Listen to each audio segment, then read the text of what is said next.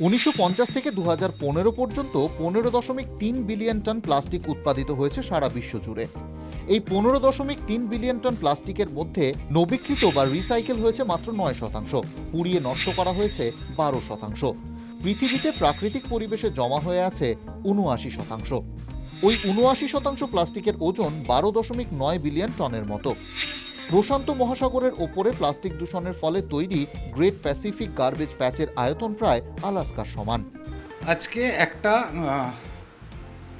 Carry ব্যাগের গল্প শোনাবো। এই একটা ক্যারি ব্যাগ আছে আমার সামনে, এই ক্যারি ব্যাগটার গল্প শোনাবো। এটার ফিলটা হাত দিয়ে ধরলে একটু অন্যরকম, একটা বিশেষ ক্যারি ব্যাগ। কি সেটা এই মুহূর্তেই আপনারা দেখতে পারবেন। এই ক্যারি ব্যাগটা আমি এই গ্লাসটার মধ্যে দিয়ে দিলাম। গ্লাসটার মধ্যে ক্যারি ব্যাগটা দেওয়া হয়েছে। এরপর এতে ফুটন্ত গরম জল ঢালা হচ্ছে। তারপর কি হয় সেটা দেখুন।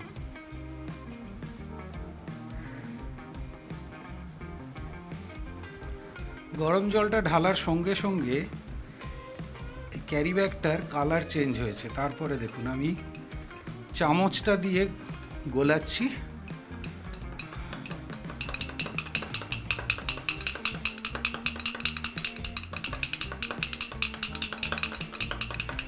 ক্যারি ব্যাগটা জলে দ্রবীভূত হয়ে যাচ্ছে। এই যে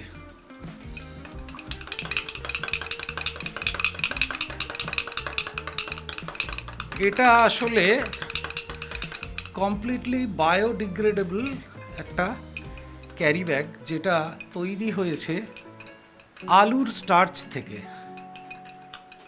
প্রায় দেখাই যাচ্ছে না, খালি আলুর যে শর্করাটা সেটা গ্লাসের মধ্যে পড়ে আছে। পরিবেশকে বাঁচানোর জন্য একটা দারুণ উদ্যোগ। আলুর স্টার্চ, ভুট্টার স্টার্চ বা সয়াবিনের স্টার্চ থেকে এই ধরনের ক্যারি ব্যাগ ভারতের 3টি জায়গাতে তৈরি হয়। আজ আমরা যার সঙ্গে কথা বলবো, দেখে নিই তিনি কে এবং হঠাৎ কেন এই ধরনের কাজ করতে উদ্যোগী হলেন। এই ক্যারি ব্যাগ বাংলার বাজারে এনেছেন সুদীপ্ত বসু। বেহালা আর্য বিদ্যা মন্দির এবং নিউ আলিপুর কলেজের ছাত্র সুদীপ্ত বসু দিল্লি আইআইটি থেকে বিটেক এবং বুন্দেলখণ্ড বিশ্ববিদ্যালয় থেকে পরিবেশ বিজ্ঞান এবং ইঞ্জিনিয়ারিং নিয়ে এমটেক করেন। মাত্র 750 টাকার মাসিক স্টাইপেন্ড দিয়ে শুরু হয় তাঁর কর্মজীবন। এরপর অচিরাচরিত শক্তি নিয়ে কাজ শুরু করেন সুদীপ্ত। দেশের বিভিন্ন জায়গায় সৌরশক্তি নিয়ে সাফল্যের সঙ্গে কাজ করার পর চাকরি নিয়ে চলে যান নাইজেরিয়ার লাগোসে। 2018 তিনি জানতে পারেন ব্রাজিলে পলিথিনের বিকল্প হিসেবে উদ্ভিজ সার্চ দিয়ে তৈরি অর্গানিক পলিমার জনপ্রিয় হয়েছে। ব্যবহারের পর ওই ধরনের পলিমার সম্পূর্ণভাবে নাকি মিশে যায় প্রকৃতিতে। এই অতিমারির মধ্যে দেশে ফিরে বন্ধুদের নিয়ে তৈরি করেন একটি সংস্থা, লালন। আর এই ক্যারি ব্যাগগুলোর নামও লালন। খোঁজ শুরু হয় এক তরুণ বিজ্ঞানীর, নিজের চারপাশটাকে একটু সুস্থ করার খোঁজ। কেজি প্রতি দাম হয়ে যাচ্ছে 800 থেকে 950। অন্যান্য প্রচুর সংস্থা আছে, তারা ভুট্টার থেকে নিচ্ছে, কেউ আখের থেকে নিচ্ছে। কারণ বেসিক্যালি বায়োডিগ্রেডেবল নিয়ে যারাই কাজ করছে তারাই চেষ্টা করছে যে প্ল্যান্ট থেকে যে স্টার্চটা পাওয়া যাচ্ছে সেই স্টার্চটাকে নিয়ে কাজ করা। সেক্ষেত্রে আমরা এখনও পর্যন্ত বিগত 4 বছরের প্রয়াসের পর আমরা যেটা করতে পেরেছি, এই জিনিসটা দাঁড় করাতে পেরেছি 600-র মধ্যে পার কেজিতে।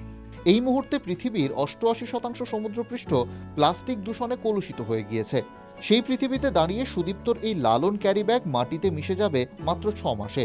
আর ফুটন্ত জলে ফেললে তৎক্ষণাৎ দ্রবীভূত হবে এই ব্যাগ। আমাদের যে বায়োডিগ্রেডেবল, আমরা যেটা বেঙ্গলে ফার্স্ট, মানে আমাদের যে ব্যাগটা লালন মাটিতে মিশতে 180 দিনে যে মাটিতে মিশে যাবে, কারণ মাইক্রো অর্গানিজমগুলো খেতে পারবে।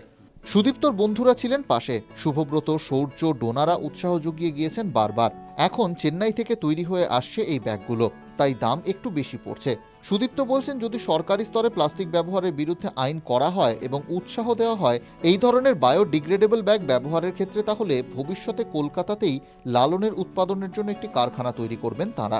এই জায়গাটায় দাঁড়িয়ে রয়েছে সোশ্যাল ইকোনমিক পরিবেশ, তাতে অ্যাফোর্ডেবল নয় সাধারণ মানুষের কাছে, এবং এই কারণেই আমরা বারবার সরকারের কাছে অনুগ্রহ চাইছি যে সরকারি যদি বিধিনিষেধগুলো একটু করা হয়, তাহলে সেক্ষেত্রে আমরা যে সমস্যাগুলোর সম্মুখীন হচ্ছি, আজকে সারা পৃথিবীতে যত ট্রিলিয়ন প্লাস্টিক্স ওয়েস্ট পড়ে রয়েছে, তাতে দুটো এভারেস্ট তৈরি করে দেওয়া যাবে। কিন্তু সেই জায়গাটায় peoples are not aware as such. So অ্যাওয়ারনেসটা যদি গভর্নমেন্টের তরফে আসে, আমরা মাননীয় সমস্ত গভর্নমেন্টকেই অনুরোধ করছি যে তারা যদি একটু ইনিশিয়েটিভ নেন। আলু স্টার্চ বের করে ক্যারি ব্যাগ তৈরি করার পর ভাবনায় আছে ক্যাকটাসের স্টার্চ দিয়ে ব্যাগ তৈরির। ইতিমধ্যে দক্ষিণ কলকাতার দুটি বাজার সমিতি পরীক্ষামূলকভাবে এই থলিগুলো ব্যবহারে আগ্রহ দেখিয়েছে। এইটুকু সাফল্য বাঙালি এই বিজ্ঞানী উদ্যোগপতিকে উৎসাহ জুগিয়েছে। তিনি বাজারে আনতে চলেছেন আরও একটি চমৎকার। বাজরার আটা আর গুড় দিয়ে তৈরি করে ফেলেছেন থালা, বাটি, গ্লাস। এই ধরনের বাসনগুলো ব্যবহারের পর ফেলে দিলে প্রকৃতিকে দূষিত তো করবেই না, বরং পথের পশুদের খাবার যোগান দেবে, আর মাটিতে পড়লে মাটির উর্বরতা বৃদ্ধি করবে।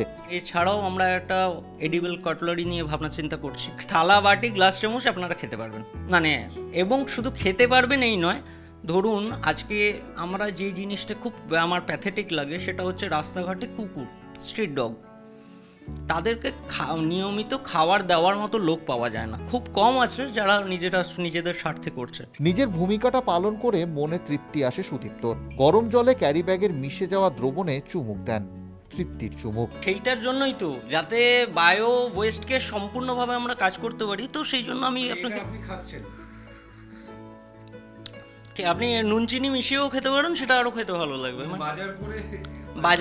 বাজার থেকে মাল নিয়ে আসলেন, ব্যাগটা ধুয়ে পরিষ্কার করে গরম জলে ফুটিয়ে এটা খেতেই পারবেন। এটা পিওরলি স্টার্চ আছে, কিচ্ছু অসুবিধা নেই। প্রশান্ত মহাসাগরের ওপর গ্রেট প্যাসিফিক গার্বেজ প্যাচ। এই পৃথিবীতে সামুদ্রিক প্রাণীরা জেলিফিশ ভেবে প্লাস্টিক খেয়ে নিচ্ছে প্রতিদিন। জীবন্ত মমিতে পরিণত হচ্ছে হাজারে হাজারে সামুদ্রিক প্রাণী আর পাখি প্রতিদিন। সেই পৃথিবীতে দাঁড়িয়ে সুদীপ্তর এক গ্লাস ক্যারি ব্যাগের শরবতে চুমুক একটা উল্লাসের উদযাপন, পৃথিবীটাকে বাঁচানোর অঙ্গীকার।